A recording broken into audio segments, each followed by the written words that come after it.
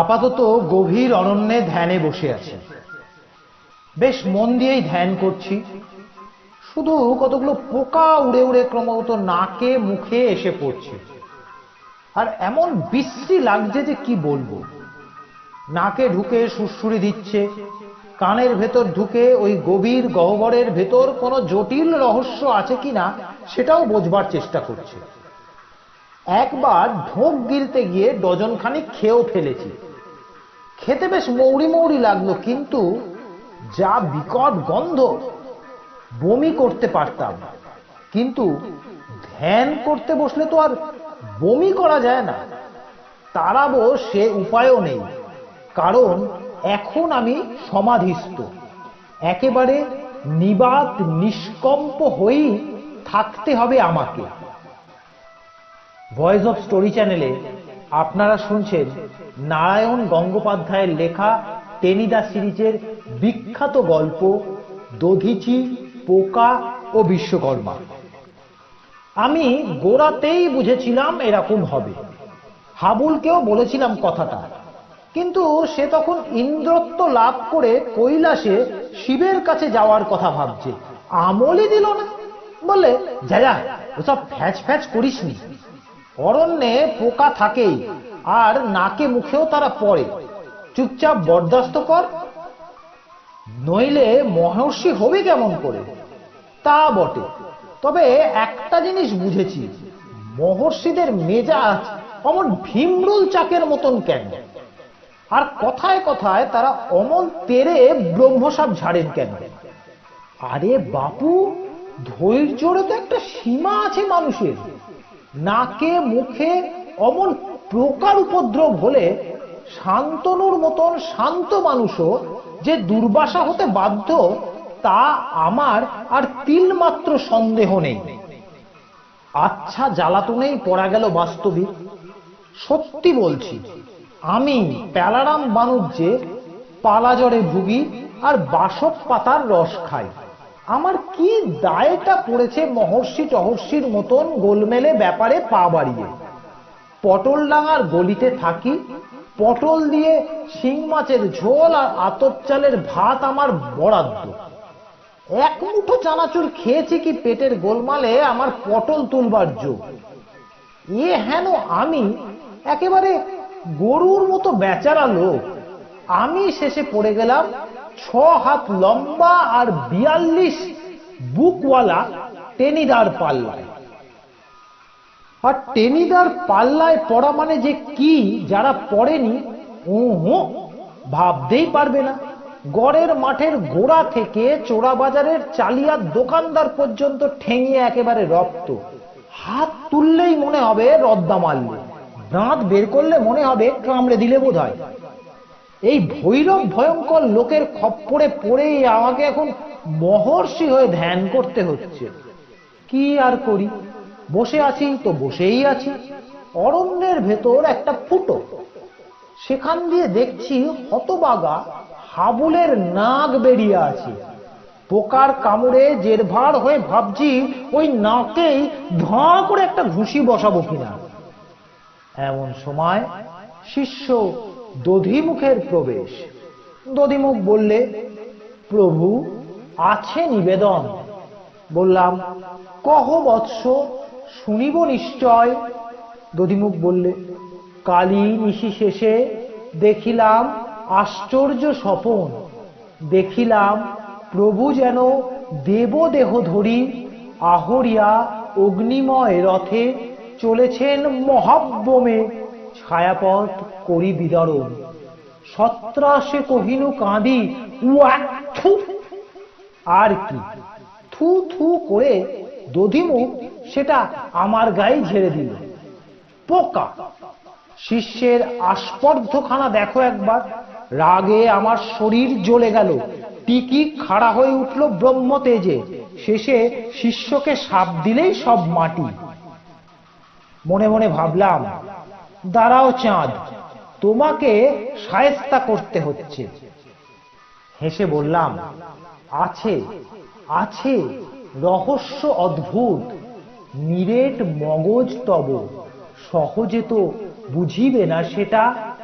কাছে এসো কহি কানে কানে। দধিমুখ হাঁ করে তাকিয়ে থাকলো।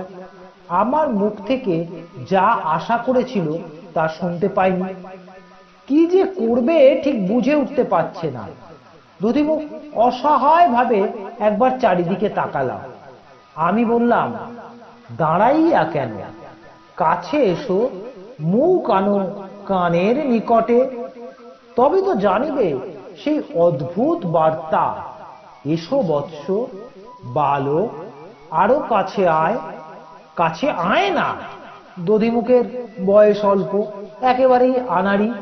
ইতস্তত করে যেই আমার কানের কাছে মুখ আনা, অমনি আমি পাল্টা জবাব দিলাম। মস্ত একটা হাঁ করলাম। সঙ্গে সঙ্গে এক ঝাঁক পোকা পড়ল মুখের ভেতর, আর পত্রপাট সেগুলোকে থুতু সহকারে ফেরত গেল দধিমুখের গালে, নাকে, কপালে। শিষ্যকে গুরুর স্নেহাশিস। দধিমুখ এ এ করে উঠল। সঙ্গে সঙ্গে ঝড়াং করে ড্রপসিং। খট করে বাঁশটা আমার নাকে পড়ল, তারপর সোজা নিচে। সিন শেষ হওয়ার আগেই দ্বিতীয় অঙ্ক সমাপ্ত। ততক্ষণি স্টেজের ভেতর ছুটে এলো ইন্দ্রবেশী হাবুল আর বিশ্বকর্মাবেশী টেনিদা। টেনিদা বললে, এটা কি হলো? হ্যাঁ, এর মানেটা কি শুনি? আমি বিদ্রোহ করে বললাম, কিসের মানে? টেনিদা দাঁত খিচিয়ে বলে উঠল, প্লেটা তুই মটি করবি হতভাগা। কেন ওভাবে থুতু দিলি ক্যাবলার মুখে? একদম বরবাদ হয়ে গেল সিনটা। কিরকম হাসছে অডিয়েন্স দেখেছিস? আমি বললাম, ক্যাবলাই তো থুতু দিয়েছে আগে। টেনিদা বললে, হুম, দুটো মাথায় একসঙ্গে ঠুকে দেব জোড়া বেলের মতো। যাক, যা হয়ে গেছে সে তো গেছেই। পরের সিনগুলো ভালো মতো ম্যানেজ করা চাই, বুঝলি? যদি একটু বেয়ারাপনা করিস তো এক চাটির চোখে নাক একেবারে নাসিকে পাঠিয়ে দেব। আমি বললাম, তুমি তো বলেই খালাস, কিন্তু স্টেজে হাঁ করে বসে ওই পোকা হজম করবে কে সেটা শুনি। টেনিদা বলল, তুই করবি, আলবাত তোকেই করতে হবে। থিয়েটার করতে পারবি আর পোকা খেতে পারবি না? দরকার হলে মশা খেতে হবে, মাছি খেতে হবে।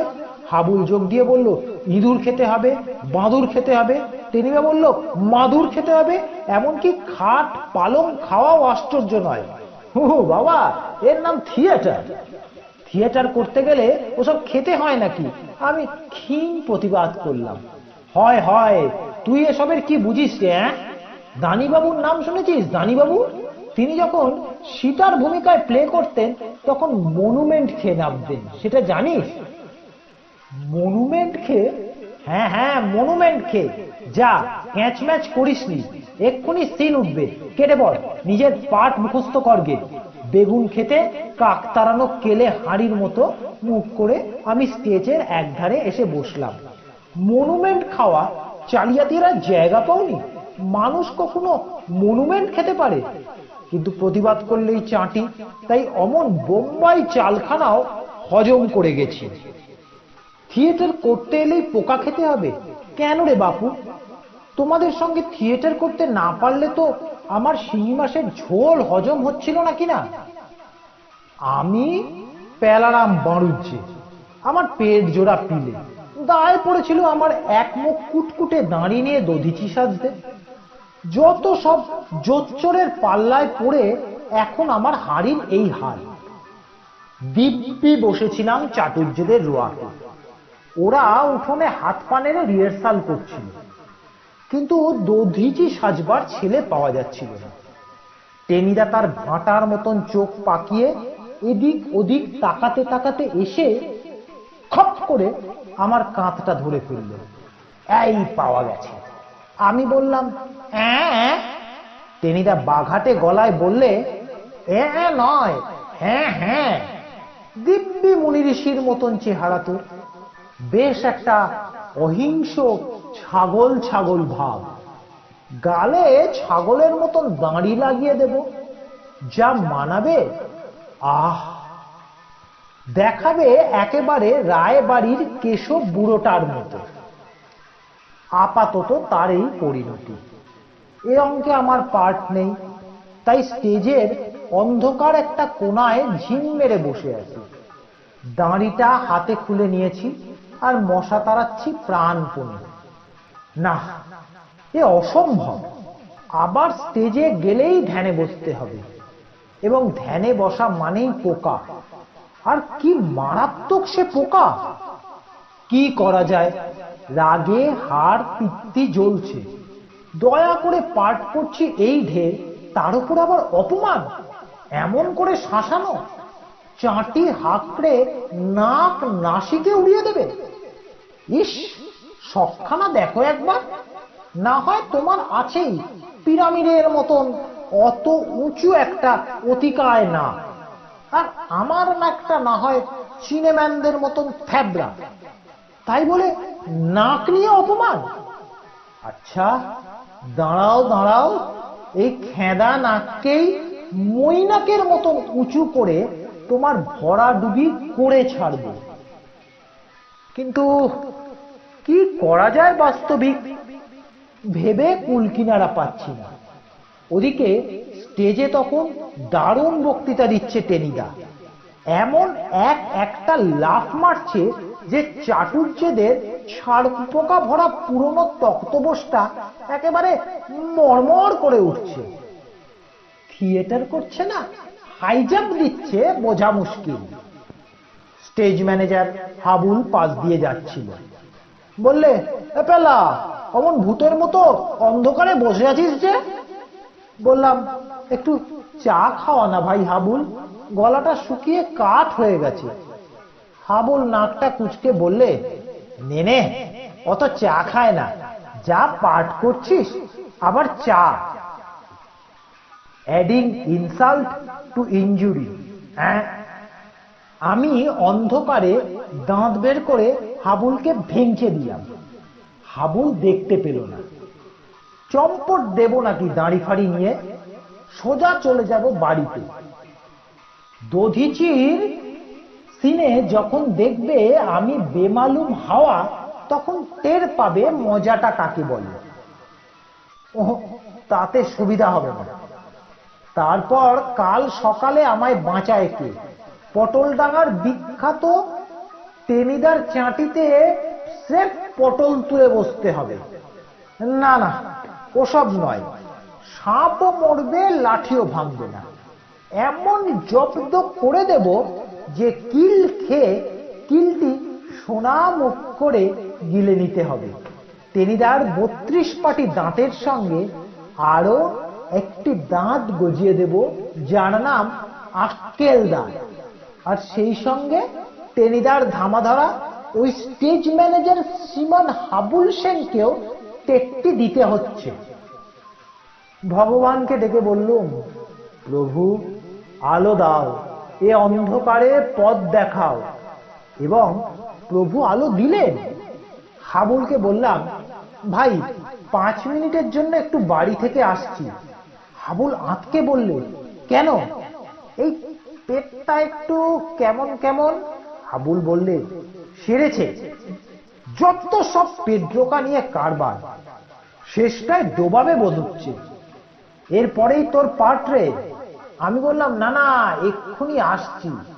মনে মনে বললাম, পেট কার কেমন একটু পরেই দেখা যাবে। এখন মনুমেন্ট খাইয়ে পাঠ করাতে চাও, দেখি কত গুরুপাক জিনিস হজম করতে পারো। আমি 5 মিনিটের মধ্যেই ফিরে এলাম। ডাক্তার ছোট কাকার ওষুধের আলমারিটা হাতড়াতে বেশি সময় লাগেনি। একেবারে মোক্ষম ওষুধটা নিয়ে এসেছি। হিসাব করে দেখেছি আমার পার্ট আসতে আরো প্রায় ঘন্টাখানেক দেরি। এর মধ্যেই কাজ হয়ে যাবে। চায়ের বড় কেটলিটা যেখানে উনুনের ওপর ফুটছে সেখানে গেলাম। তখন কেটলির দিকে কারো মন নেই, সবাই উইংসে ঝুঁকে পড়ে প্লে দেখছে। টেনিদা লাফাচ্ছে ভীমসেনের মতো, আর সে কি ঘন ঘন ক্ল্যাপ।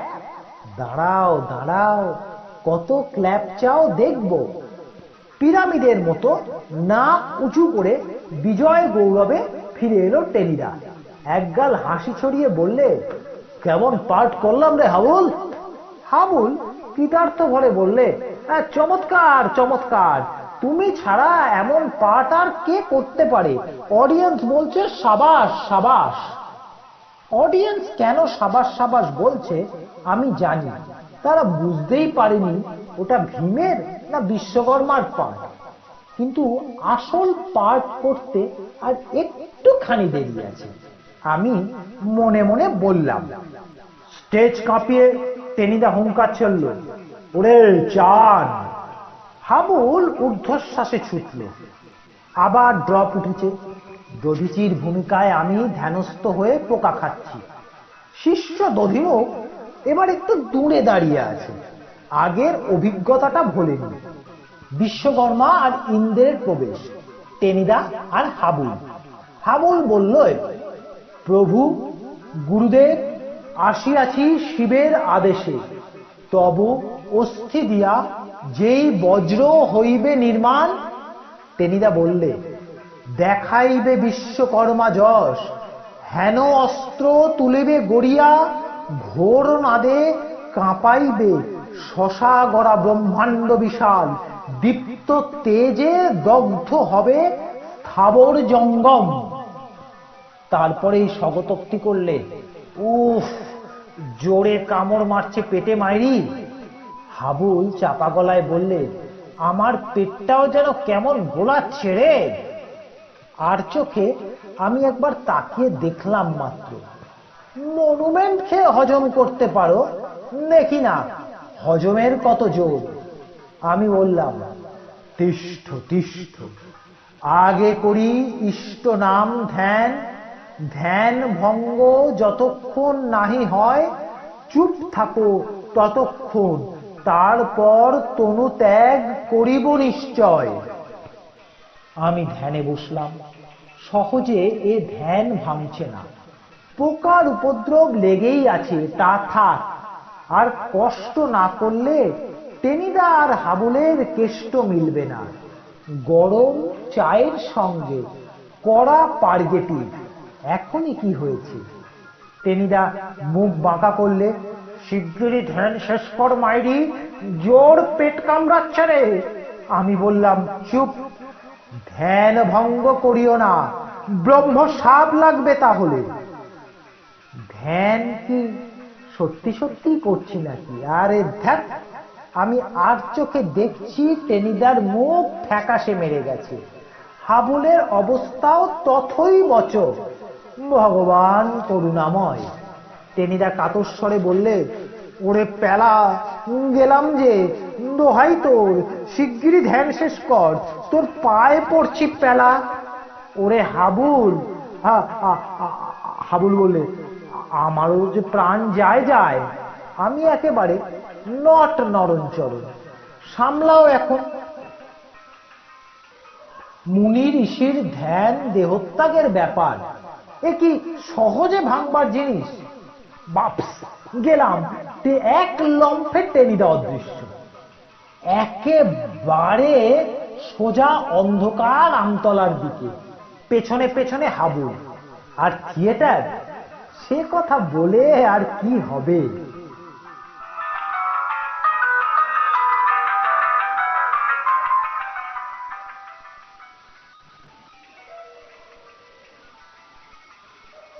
এই গল্পটি যদি আপনাদের ভালো লেগে থাকে তবে অবশ্যই লাইক করুন, কমেন্টে আপনাদের মতামত জানান।